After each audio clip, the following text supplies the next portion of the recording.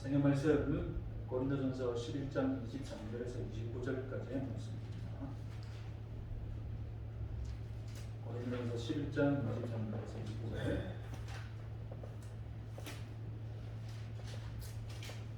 신약성경 277페이지에 같이 읽겠습니다.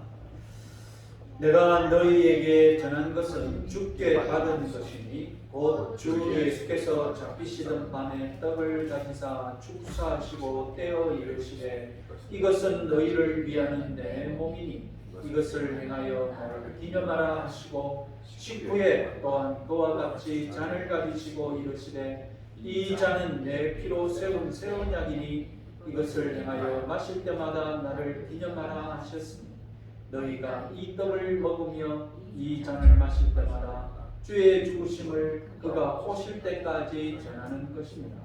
그러므로 누구든지 주의 떡이나 잔을 합당하지 않게 먹고 마시는 자는 주의 몸과 피에 대하여 죄를 짓는 것입니다. 사람이 자기를 살피고 그 후에야 이 떡을 먹고 이 잔을 마실지니 주의 몸을 분별하지 못하고 먹고 마시는 자는 자기의 죄를 먹고 마시는 것입니다. 아멘. 지난 시간에 우리 성찬의 기본적인 이해를 했습니다. 성찬은 어떻게 시작되었습니까? 이스라엘 백성들이 애굽에서 탈출하는 그날 저녁에 하나님께서 나흘 전에 너희들이 양을 잡아라. 양을 선별해서 데리고 있어요. 그리고 나흘이 지난 14일째 1월 14일 저녁에 그 양을 잡아서 먹을. 그리고 양만 먹는 것이 아니라 효모를 넣지 않은 그야말로 그냥 밀가루 반죽만 해서 즉시 먹을 수 있도록 빵도 같이 먹으라. 그리고 쓴 나물 이렇게 먹고 왜 그렇게 먹으라고 했느냐? 그날 저녁 하나님께서 출발하면 다 탈출해야 되거든요. 애굽을 빠져나와야 됩니다. 그러니까 느긋하게 누룩이 들어가 있는 빵 이렇게 해먹을 시간이 없는 거예요. 그래서 빨리 식사를 끝내고 그리고 그 양을 죽여서 피가 나오거든. 문 주위에 피를 발라. 그러면 하나님이 보내신 사자가 피가 발려있는 집은 이스라엘 백성 집이니 치지 않고 피가 발려있지 않는 집은 이제 애국 사람들의 집이니 심판하면서 이스라엘 백성들이 탈출하게 됩니다. 그날을 기념하는 절기가 유월절입니다. 넘을 월. 천사들이 이스라엘 집을 넘었다. 그래서 영어로는 패스오버라고 하죠. 패스오버. 유월절이라고 합니다. 예수님이 잡히시기 위하여서 십자가에 체포하기 위하여서 예루살렘을 올라가신 이유도 이 유월절을 지키기 위함입니다. 유대인들이 이 유월절을 지켜야 되거든요. 그래서 예루살렘에서 유월절을 지키기 위해서 올라가셨습니다. 최후의 만찬은 어떻게 만들어졌느냐? 유월절에 모든 유대인들이 다 모여서 율법에서 뭐라고 명했느냐? 너희 아들들, 자녀들 다 불러 모아서 이거 먹으면서 이 식사를 왜 하는지, 이 떡이 무슨 의미인지, 이 양이 무슨 의미인지 자녀들이 질문하게 하고 그러면 너희들이 이 역사를 말해주라고 율법을 하나님다 명하셨거든요. 그래서 모든 유대인들이 다 유월절 만찬을 먹는데 예수님은 제자들과 함께 유월절 만찬을 먹으면서 양고기는 드시지 않으셨습니다. 양은 빠져있고 떡과 포도주만 제자들에게 주셨습니다. 그래서 유월절의 역사를 보면 처음에 유월절이 만들어지고 이스라엘 백성들이 지키던 유월절은 양이 죽고 그 피를 문설주에 발라가지고 구원을 얻는 것이니 분명히 희생제사의 성격이 있는 거예요. 양의 희생으로 구원받았지 않습니까?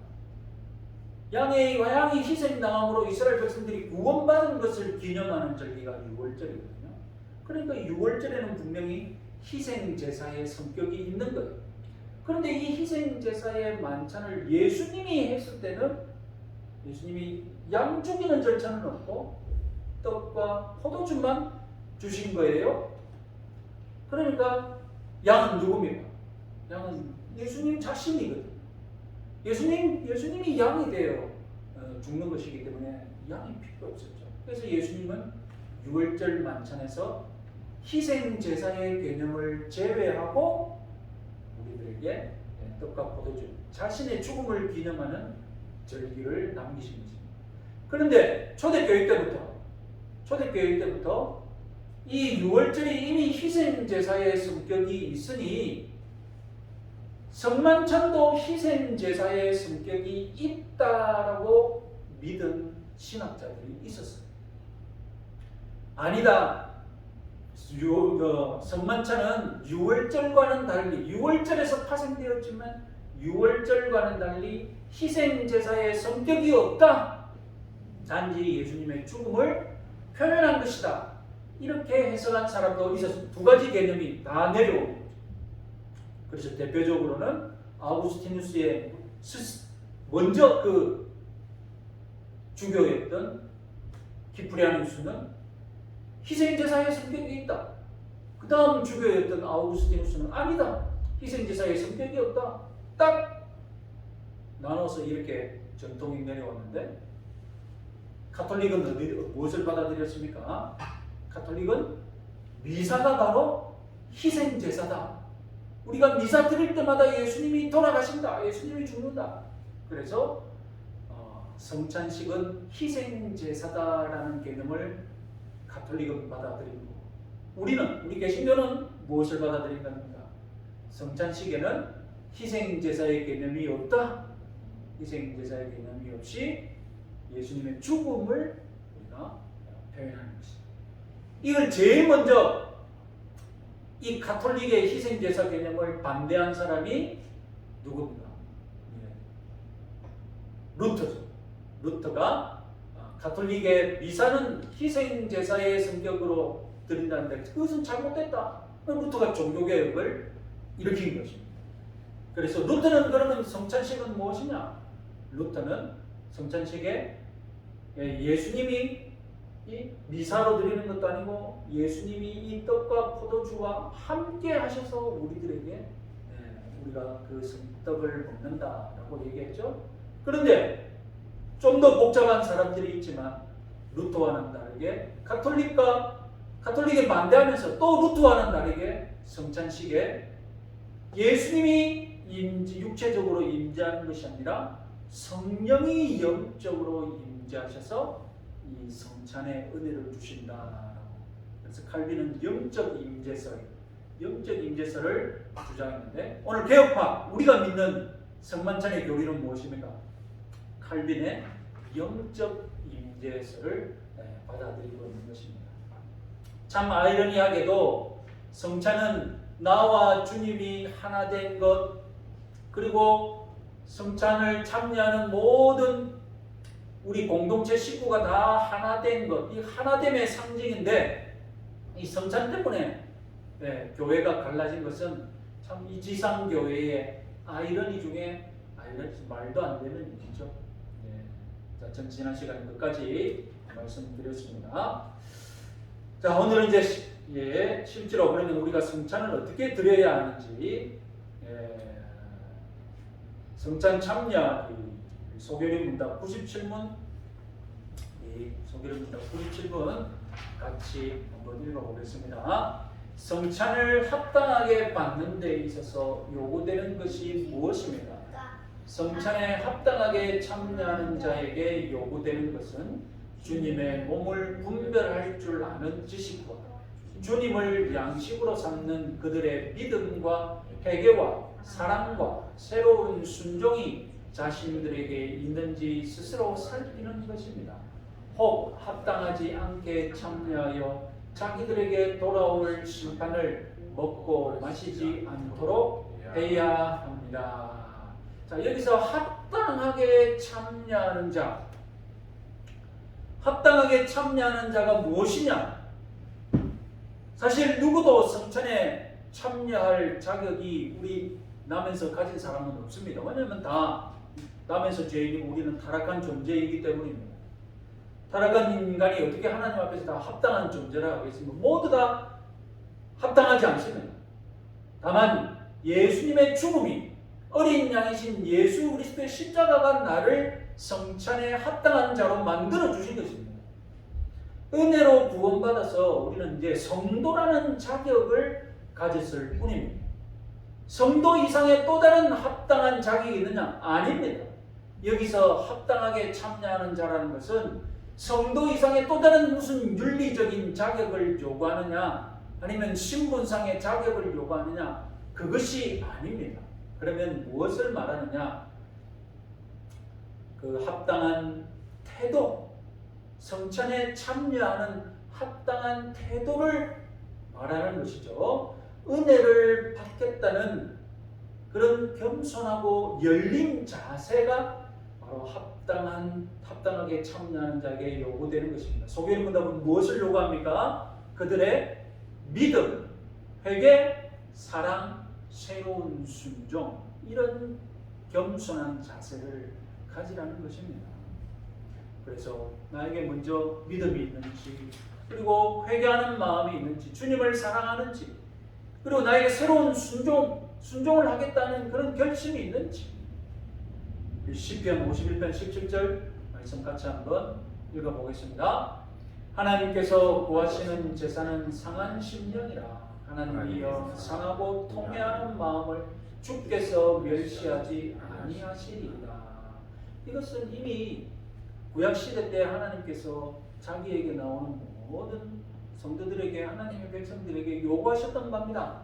상하고 통회하는 마음, 이것을 바로 합당한 자세인 줄 믿으시기 바랍니다.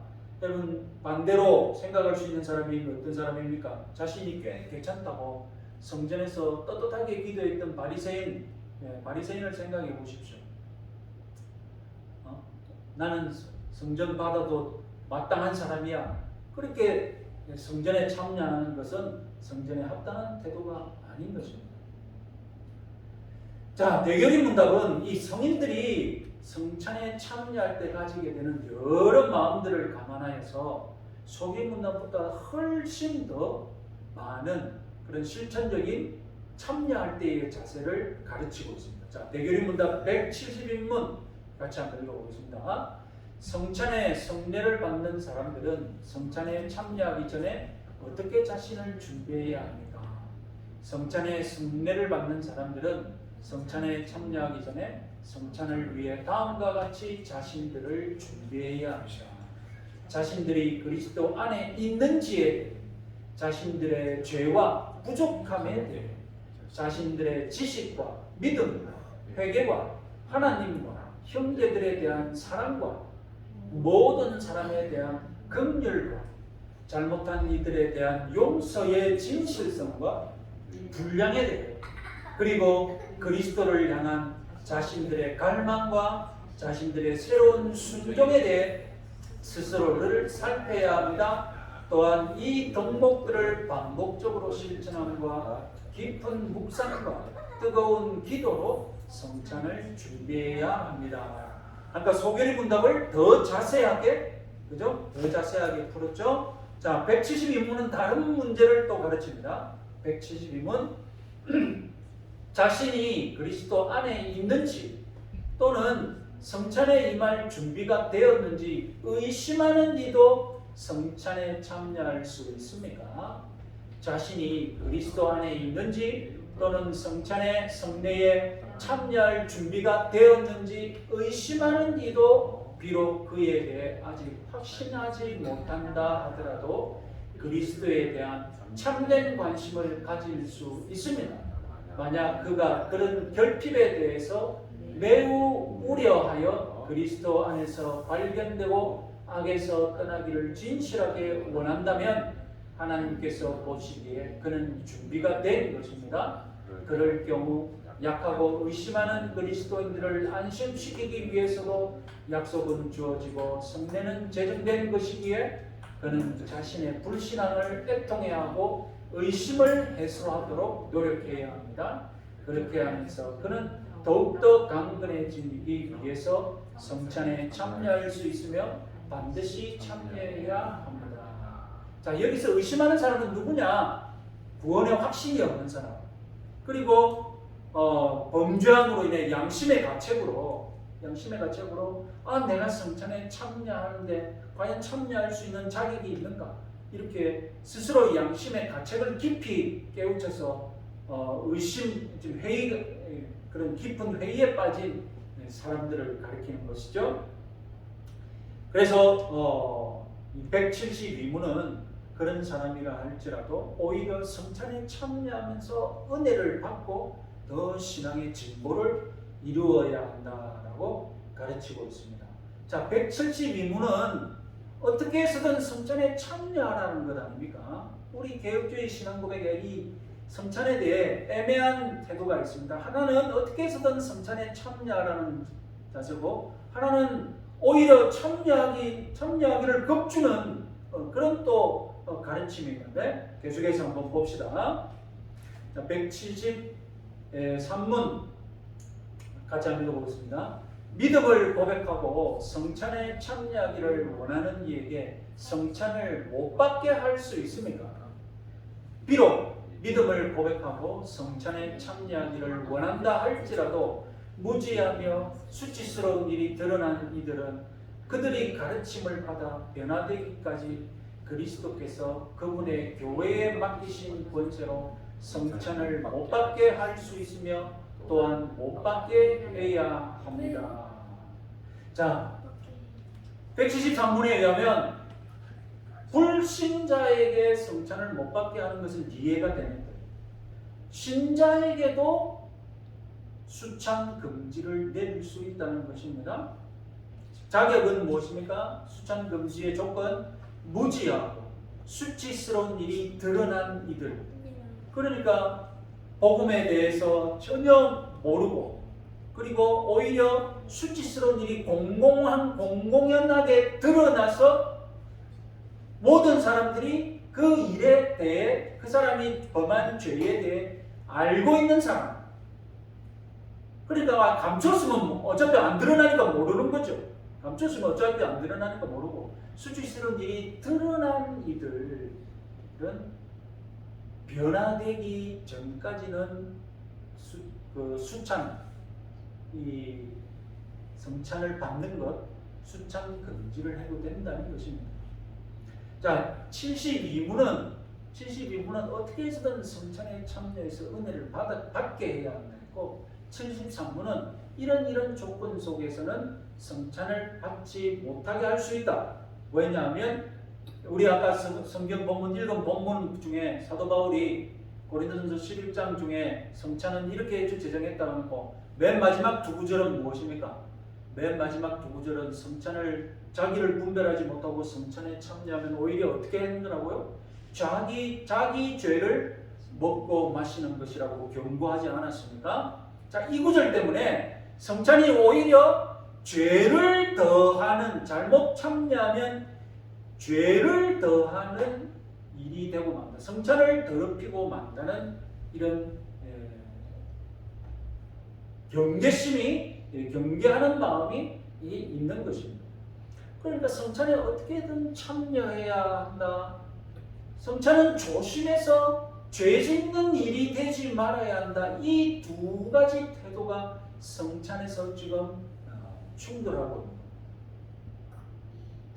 저는 개인적으로 예수님이 가르치실 때 그 회개의 비유라든가 이런 번에 7번씩 용서하라고 하셨지 않습니까? 무한한 사랑. 그리고 우리가 하나님 앞에 나아갈 때에 우리가 하나님이 무한히 용서해 주심을 믿지 않습니까? 그런데 왜 회개한 사람에게 회개했는데 이 은혜를 받는 통로인 이 성찬을 은혜를 막는 통로로 벌을 주는 도구로 사용할까? 개인적으로 저는 이에 대해서 의문이 있습니다. 어떻게 해서든 성찬을 받아서 더 신앙을 증진시켜야 합니다. 우리가 성례는 은혜의 방편이라고 배우지 않습니까? 성찬의 제목이 여러분 은혜의 방편입니다. 하나님이 우리에게 은혜를 주시는 통로입니다. 그러면 조금이라도 더 참여해서 이 은혜의 통로를 통하여서 은혜를 받아야 하지 않겠습니까? 그런데 은혜를 못 받게 한다.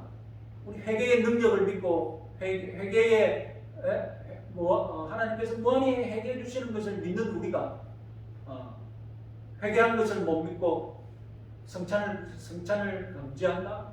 여기에 대해서 조금 개인적으로 그래서 저는 가능한 한 성찬에 많이 참여해야 되고 성찬에 적극적으로 참여하도록 유도해야 한다. 권장해야 한다. 저는 개인적으로 그렇게 한번 믿는 것이 더 바람직하지 않는가 그렇게 생각해 봅니다. 자, 그래서 우리가 성찬식을 생각할 때 흔히 세 가지 성찬식을 얘기합니다. 첫 번째 열린 성찬. 이것은 열렸다 이 말에서 자격 없이 참가하고 싶은 사람은 모두 성찬에 참여하는 것입니다. 자격이 없는 겁니다. 그래서 불신자도 참여할 수 있고 남녀노소 구별 없이 다 참여할 수 있습니다. 우리 웨스트민스터 신앙법에서는 아까 말씀드렸듯이 불신자에게 성찬을 참여하는 것을 불허합니다. 이 성찬을 통하여서 믿음을 심는 그런 이것은 성찬은 은혜의 방편이지만 전도의 수단은 아닙니다. 성찬은 은혜의 방편이지만 이 성찬을 통해 예수 그리스도를 믿게 한다. 그건 잘못된 접근 태도죠. 예수님 우리에게 전도의 도구는 따로 있고 전도의 도구는 따로 있습니다. 그리고 성찬을 통해 무엇인가 전도하겠다는 생각은 말아야 합니다. 그 다음 제한된 성찬, 제한적인 성찬. 이것이 지금 우리가 배우고 있는 웨스트민스터 신앙고백서인데요. 웨스트민스터 신앙고백서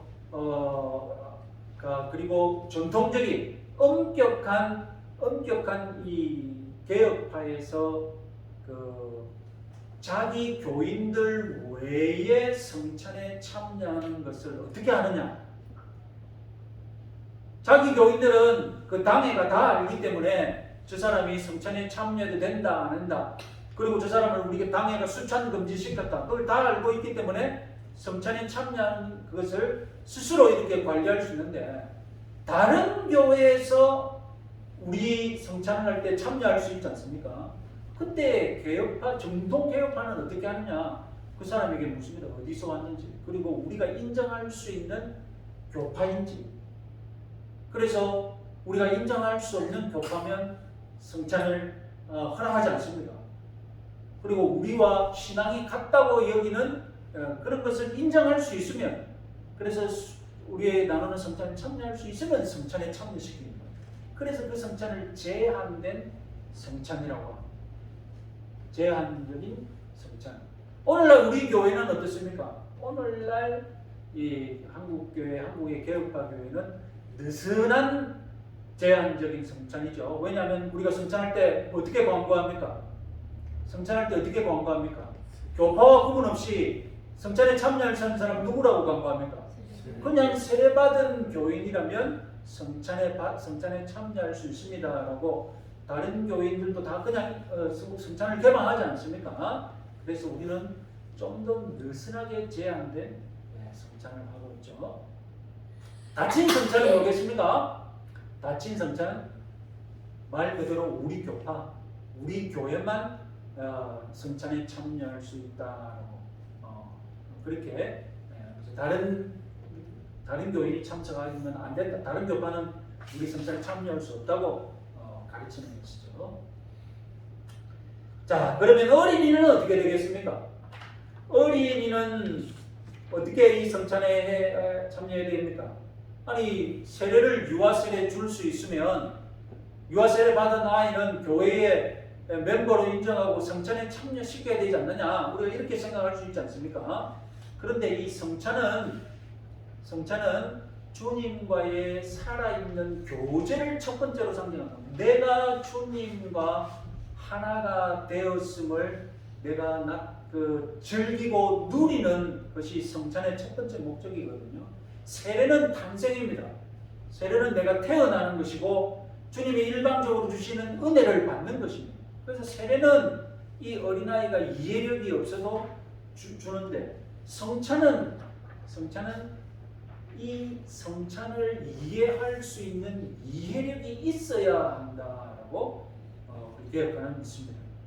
그래서 개혁 방안에서는 부모가 동반해서 지금 우리가 누리는 이 성찬이 무슨 의미인지 아이들에게 가르치는 것을 전제로 성찬에 참여할 수 있다고 말하고 있습니다.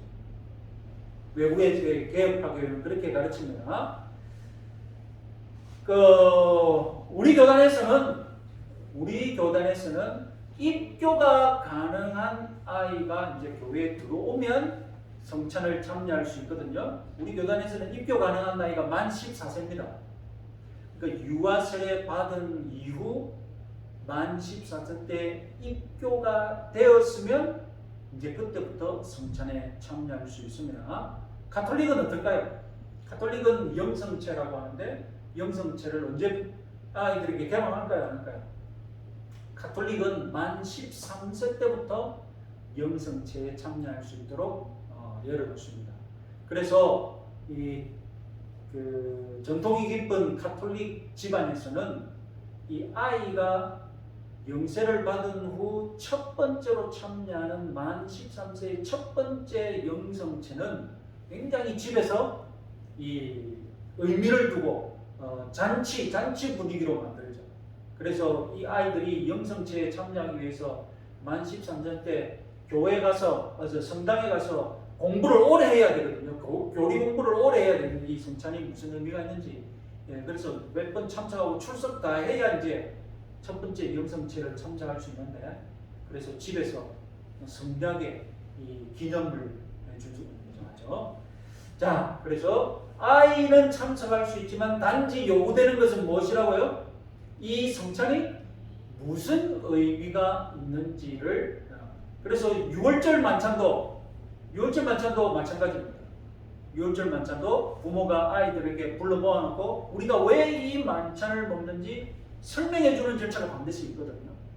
그와 마찬가지로 성찬도 그렇습니다. 어린이에게 문을 열되 어린이도 참석해서 할 수 있을 때 단지 그들에게 이해력을 요구하는 것입니다. 자, 여러분들 174문을 같이 한번 읽어보겠습니다. 173문 성찬 예식을 시행할 때 성찬을 받는 이들에게 요구되는 것은 무엇입니까? 성찬의 성례를 받는 이들에게 요구되는 것은 그것을 시행하는 동안 모든 거룩한 경외심과 집중함으로 하나님을 앙망하는 것, 성례의 요소들과 동작들을 부지런히 따르고 주님의 몸을 주의 깊게 분별하며 그분의 죽음과 고난을 마음을 다해 묵상함으로써 그 은혜가 왕성하게 역사하도록 스스로를 자극하는 것입니다. 그들 스스로를 판단하여 죄를 슬퍼하고 그리스도에게 진정으로 줄이고 목말라하며 믿음으로 그리스도를 먹고 그분의 충만함을 받으며 그분의 공로를 의지하고 그분의 사랑을 기뻐하며 그분의 은혜에 감사하는 것입니다. 또 하나님과의 언약과 모든 성도들에 대한 사랑을 새롭게 하는 것입니다. 이렇게 해야만 성찬을 분별하여서 성찬에 참여하는 것이 오히려 죄에 빠지는 일이 안 되도록 하는 것이다 라는 것이겠죠. 자, 내기름문답 175문 같이 한번 읽어보겠습니다. 성찬의 성례를 받은 후에 그리스도인들이 해야 할 의무는 무엇입니까? 성찬 이후 같이 한번 읽어보겠습니다. 성찬의 성례를 받은 후에 그리스도인들이 해야 할 의무는 그들이 성찬식에서 어떻게 행동했으며 어떤 성과가 있었는지를 심각하게 숙고하는 것입니다. 만일 그들이 소생함과 위로를 경험했으면 그로 인해 하나님을 송축하고 그 은혜가 계속되기를 간구하며 다시 이 은혜에서 떨어지지 않도록 주의하고 서운한 것을 실천하며 그 예식에 자주 참여함으로 스스로 힘써야 합니다. 그러나 그들이 그 당시에는 아무런 응답을 얻지 못했다면 성례에 대한 준비와 거기에 임하는 자세를 더 면밀히 검토해 봐야 합니다. 만약 그들이 이 두 가지 면에서 하나님과 그들의 양심에 떳떳하다면 적절한 때에 그 열매가 나타나기를 기다려야 합니다. 그러나 만약 그들이 어느 한쪽이라도 실패했음을 발견한다면 그들은 경계해져야 하며 차후에 더 많은 주의와 부지런함으로 성찬에 임해야 합니다. 성찬에 참여했는데 나에게 큰 감동이 없었다. 그럼 반성해야 한다는 겁니다. 물론 성찬에 참여할 때마다 그 즉시 은혜를 받는 것은 아니나 성찬을 참여하면 그 은혜가 나중에라도 나타날 수 있는데 내가 성찬에 참여했는데도 별다른 은혜를 받지 못했다? 그러면 차후에는 더 반드시 은혜를 받을 수 있도록 준비하자는 것입니다. 성찬에 참여한 이후에도 스스로를 분별하는 태도를 가르칩니다. 자, 어떤 사람은 교회의 부패함 때문에 내가 성찬에 참여하지 못하겠다. 좀 의롭게 말하죠. 저 부패한 교회에서 베푸는 성찬은 내가 참여할 수 없다. 또 목사에 대한 불신임을 가지고 저 목사가 성찬을 집례한다면 나는 성찬에 참여하지 못하겠다. 그렇게 생각하는 사람이 있거든요. 그런데 여러분, 우리가 앞 시간에 성례에 대해서 배웠죠. 성찬에 임한 은혜는 어디서 나온다고요? 집례자에게서 나오는 것도 아니고 성찬 그 예식에서 나오는 것도 아니고 성찬식에 임한 성령께서 주시는 것이라고 했지 않습니까? 나머지는 다 도구요 통로입니다. 그래서 이 교회가 마음에 안 든다고, 목사가 마음에 안 든다고 성찬에 참여하지 못하겠다? 그건 잘못된 태도입니다.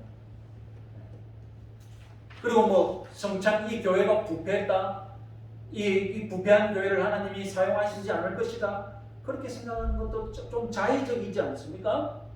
그러니까 그렇게 성찬에 참여하지 않을 핑계거리를 찾을 것이 아니라 어떻게 했으든 성찬에 참여할 수 있도록 만드는 그런 분위기가 되어야 한다는 것이죠. 그래서 우리는 성찬식 전에 예배를 먼저 드리고 예배 가운데 이 성찬식 순서를 집어넣지 않습니까? 이것이 바람직하죠. 그래서 될 수 있으면 예배를 통하여서 마음에 꺼림직한 거, 내가 성찬에 참여하기가 조금 그렇는데, 그런 사람들 그 앞에 예배를 통하여서 다 성찬에 참여할 수 있는 마음으로 다 만들어야죠. 급주 가지고 막 성찬은 일하면 안 됩니다. 뭐 이런 사람 참여하지 마시고 저런 사람 참여하지 마시고 그래가지고 성찬에 참여할까 고민하는 사람들 다 참여 못하게 결단하도록 그렇게 만들면 안 되죠. 성찬은 은혜의 통로지 않습니까? 은혜의 방편이니까 어떻게 해서든 예배 시간에 회개에 대해서 가르치고 진심으로 끝없이 회개하게 하고, 그래서 내가 성찬에 참여할까 말까 고민하던 사람들도 성찬에 참여할 수 있도록 말씀으로 설득하고, 그래가지고 성찬을 받음으로써 그 사람이 조금 더 신앙의 진보와 열매를 가질 수 있도록 어쨌든 성찬이 은혜의 방편이 제대로 방편이 되도록 예배에 먼저 그렇게 인도한 다음에 성찬식을 진행하면 많은 사람들이 정말로 성찬식이 은혜의 방편이 될 것입니다. 자, 대결의 문답은 이 성례를 정리하면서 세례와 성찬의 공통점과 차이점을 정리하고 있습니다. 대결의 문답 176문 같이 한번 읽어보겠습니다. 세례와 성찬 이 두 성례는 어떤 점에서 일치하는가? 답. 세례와 성찬이 일치하는 점은 둘 다 하나님께로부터 유래했으며 그 영적 측면이 모두 그리스도와 그분의 은덕이고 둘 다 같은 언약의 인칭이라는 점입니다. 그리고 둘 다 복음 사역자들에 의해 배포되어야 하며 그 밖에 누구에 의해서도 배포될 수 없고 주님께서 재림하실 때까지 그리스도의 교회에서 계속 시행되어야 한다는 점입니다. 그래서 하나님이 창시하셨고 그리고 표와 인이라는 것, 세례와 성찬은 표와 인이라는 것, 그리고 자격 있는 집례자가 해야 한다는 것, 그리고 재림 전까지 교회가 시행해야 한다는 것, 이런 공통점이 있다. 자, 177문 세례와 성찬 이 두 성례는 어떤 점에서 다릅니까? 같이 한번 읽어보겠습니다. 세례와 성찬이 다른 점은 세례는 물로서 단 한 번만 시행하며 우리의 중생과 그리스도께 접붙임의 표정과 인심으로서 유아에게도 시행해야 하는 반면에 성찬은 떡, 포도주라는 요소들을 가지고 자주 시행해야 하고 그리스도를 영혼에 신령한 양식으로 재현하고 나타내며 우리가 그리스도 안에 계속 거하며 자라감을 확인하는 것으로서 오직 자신을 점검할 수 있는 연령에 이르고 그런 능력이 있는 자에게만 시행해야 한다는 것입니다. 자, 이해하시겠죠? 성찬은 이해력이, 이 성찬이 무엇인지 이해력이 있어야 한다. 그리고 자주 베풀어야 한다. 왜냐하면 성찬은 예수 그리스도와의 사귐을 누리는 것이기 때문에. 세례는 영적으로 태어나는 것이다. 태어나는 것을 기념하고 나타내는 것이기 때문에 이해하지 못하는 아이들도 그냥 태어나지 않습니까? 자기가 태어난 것은 뭐 다 이해합니까? 모르고 태어나는 거거든요. 그냥 탄생은 그냥 받는 것이거든요.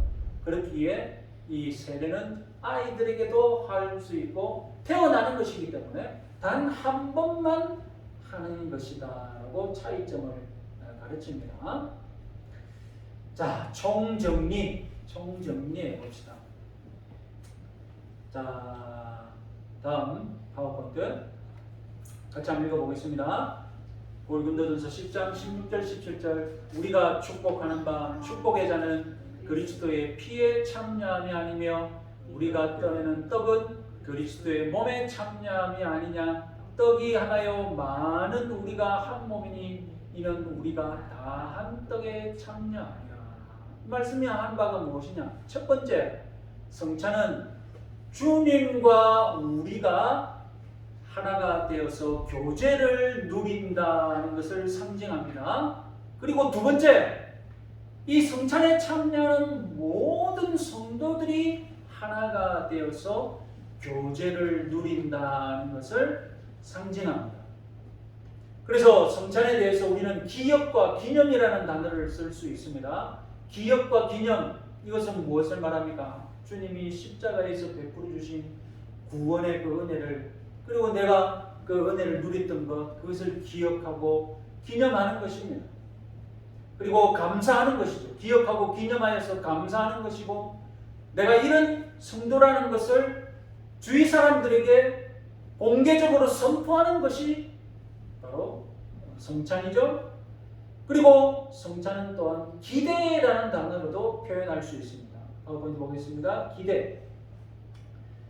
기대는 무엇이냐? 지금 내가 주님과 먹고 마시는 교제를 누리는 이런 예수님의 이 만찬이 주님이 오실 때까지 지속되다가 주님이 오시면 이 성찬이 그때서야 완성된다는 것입니다. 그래서 우리는 어린 양의 혼인잔치를 기대해야 합니다. 성찬에 참여할 때마다 어린 양의 혼인잔치에 내가 참여할 것이다. 계시록 19장 7절에서 9절 말씀 같이 한번 읽어보겠습니다. 우리가 즐거워하고 크게 기뻐하며 그에게 영광을 돌리세 어린 양의 혼인 기약이 이르렀고 그의 아내가 자신을 준비하였으므로 천사가 내게 말하기를 기록하라. 어린 양의 혼인잔치에 청함을 받은 자들은 복이 있도다. 그러니까 지금 내가 성찬에 참여한다는 것은 무엇을 기대하고 무엇을 약속하는 것입니까? 마지막 때에 주님이 오셔서 어린 양의 혼인잔치를 여시고 우리를 그때에 부르실 것을 믿고 기대하는 것이라는 것입니다. 마지막 성경 구절은 계시록 22장 20절 말씀입니다. 같이 한번 읽어보겠습니다. 이것들을 증언하신 이가 이르시되 내가 진실로 속히 오리라 하시거늘 아멘. 주 예수여 어서 오시옵소서. 디다케라는 그 고대 교회가 남긴 문을 보면 고대 교회는 성찬 거행식 때 마라나타라고 기도했다고 합니다.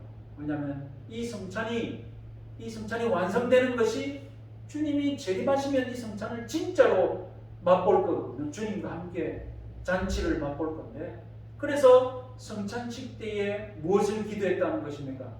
주 예수여 어서 오시옵소서. 그것이 아람어로 마라나타거든요. 그래서 마라나타의 기도를 했다는 것입니다. 그래서 우리도 성찬에 참여할 때마다 주님 어서 오셔서 어린 양의 혼인잔치에 같이 먹고 마시는 은혜를 누리게 해 주셔서, 이렇게 기도하시는 저와 여러분들 되시기 바랍니다. 자, 10분간 자 이렇게 기도하시고